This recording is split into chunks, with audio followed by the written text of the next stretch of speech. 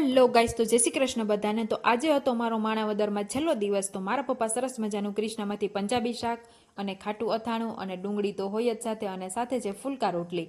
તો આજે આપણે પંજાબી મેનુ છે બપોરના જમણવારમાં, અને જમીને ત્યારબાદ અમારે બનાવવાના હતા ચૂરમાના લાડુ। એટલે મારા મમ્મી બેસી ગયા ચૂરમાના લાડુ બનાવવા માટે। તો સરસ મજાનું અહીંયા આપણે ઘઉંના કરકરા લોટમાં ઘીનું મોણ આપી દીધું છે, સરસનું મુઠ્ઠી પડતું। અને હવે આપણે આ લોટને ગરમ પાણીથી બાંધી લેવાનો છે। તો અહીંયા થોડું થોડું ગરમ પાણી એડ કરતા જઈને સરસ મજાનો લોટ બાંધી લેશું, અને ત્યારબાદ હવે મુઠિયા વળવાનું ચાલુ કરી દેશું। ત્યાં તો અમારા દેવાંગી મેડમ મુઠિયા વળવા માટે ફર્સ્ટ નંબરે પહોંચી જ ગયા। તો અહીંયા હવે મુઠિયા પણ વળાઈ ગયા છે, અને પાછું તળવાનું પણ ચાલુ કરી દીધું। તો સરસ મજાના આપણે મુઠિયા તળી લેશું, અને એક સાઈડમાં અહીંયા દેવાંગી અને મારા પપ્પા બંને કાજુ બદામની કતરણ ચાલુ કરી દીધી છે। કાજુ બદામની કતરણ હોય ને તો મારા પપ્પાના હાથની મસ્તની એક નંબર કતરણ કરે છે। જોઉં તમે, મસ્તની કતરણ થઈ ગઈ છે, અને દેવાંગી મેડમ ફરીથી અહીંયા મુઠિયા ભાંગવા માટે આવી ગયા છે, કેમ કે આવું કામ તો એને નવું નવું બહુ જ ગમે છે। તો હવે સરસ મજાનો ભૂકો પણ તૈયાર થઈ ગયો છે, અને હવે આપણે ગોળ ઘીનો પાયો લેવાનો છે। તો અહીંયા ગોળ ઘીનો પાયો પણ આવી ગયો છે। તો હવે આપણે લાડવાના ભૂકામાં બધો જ પાયો એડ કરી દેશું અને કરી દેશું મિક્સ।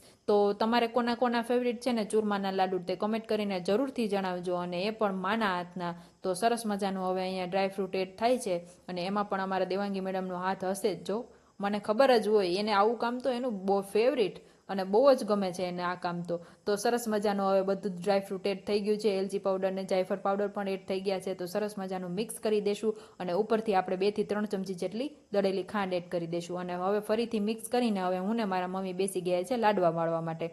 તો તમને મારો આ વિડીયો કેવો લાગ્યો ને તે કમેન્ટ કરીને જરૂરથી જણાવજો, અને તૈયાર થઈ ગયા છે મસ્તના ઘીમાં લચપચતા લાડુ। તો મારા વિડીયોને લાઇક, શેર અને ફોલો કરતા રહેજો।